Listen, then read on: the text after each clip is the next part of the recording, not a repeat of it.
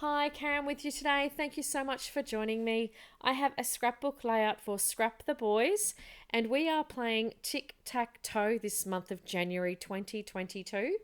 And I hope you get an opportunity to play along with us this month.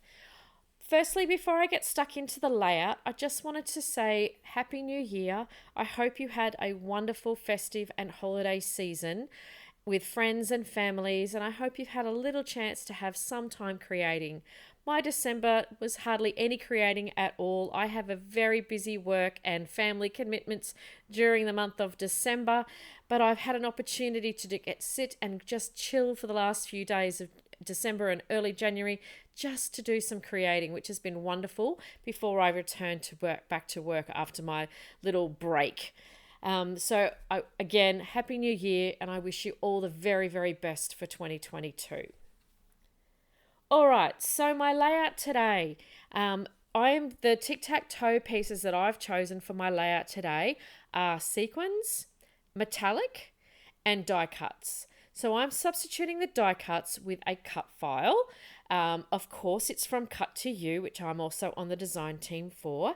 And this one is called Make-A-Wish title, which I thought was just perfect for this photo because I'm incorporating that Christmas chipboard piece as the title, so Christmas Wish. These photos are of Jacob for his first Christmas.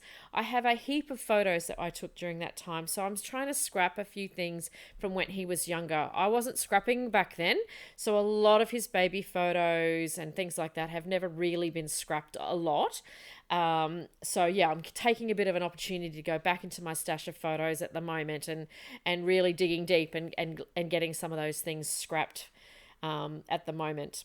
So the collection I'm using today as well is also the Coco Vanilla's Joyful collection, which is the last collection that they released late last year.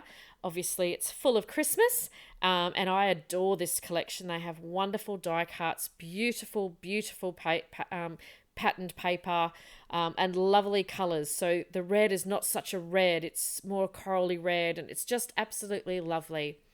So for my metallic portion of the layout, I decided to use the chipboard piece because that's a shiny gold.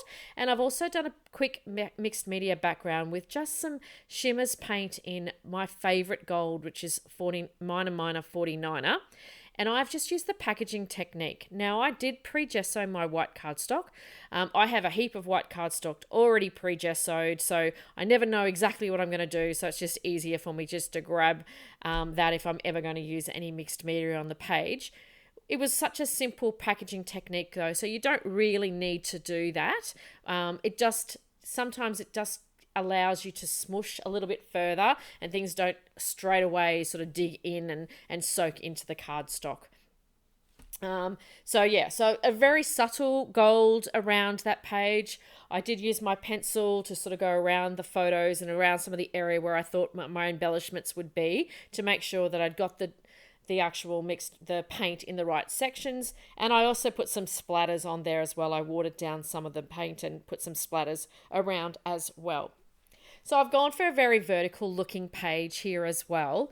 So I've gone with those gorgeous trees on the right hand side, and the Christmas Wish titles really allowed the opportunity to be that vertical. So I was able to use those as sort of like ledges or shelves, I should say, to actually then put the photos diagonally across from each other, and then allowed myself to put some embellishment across the page. So those trees were perfect in that spot there. They just nestled in beautifully between the photo and the cut file. And of course, trees need some presents, so I added 3 of the presents there as well. And I couldn't resist. I had to do some fussy cutting out of some of the flowers from the 5x7 paper pad as well, and just created a sort of a trio of clusters there. So one at the top left on the above Christmas, and then to the right of the photo, and then another one just on that bottom right hand side, just to close out, I guess, where I've decided to put the strips of sentiments there. So I pulled out the All I Want for Christmas. I mean, how gorgeous is that? Merry and Bright and Oh What Fun from the sticker sheet as well. I have popped up those pieces on foam to give it a little bit of dimension. I also did pop up the Wish cut file onto some foam as well, because the Christmas chipboard piece is quite thick. I felt that it gave that really good dimension across the page, and everything else doesn't actually have foam. And then for extra added dimension, I do pop on one of the wooden veneer dots just here in a moment, just to close out that little cluster on the right hand side.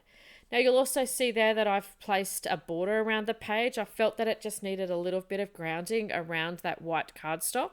So I've gutted that piece of that patterned paper because I love it so much and I'm going to use it again. I didn't want to waste it.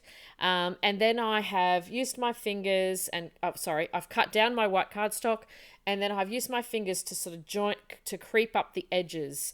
I didn't use a distress tool for this one. I just literally pulled my fingers across, folded it sort of over my fingertips, and then rubbed that along the edge, which gave it a bit of a dimensional look as well. I added some sequins to my clusters and also that gorgeous gold star to the star component of the Wish cut file. And that pretty much finished off my layout. I love how this one turned out. I would love it if you joined us this month at Scrap the Boys. I will leave all the details below around how you can enter and see more of the design team's inspiration. Oh my goodness, the team did an awesome job. So I will leave you with some close-ups and the final layout. As always, thank you so much for joining me, and I will see you next time. Bye for now.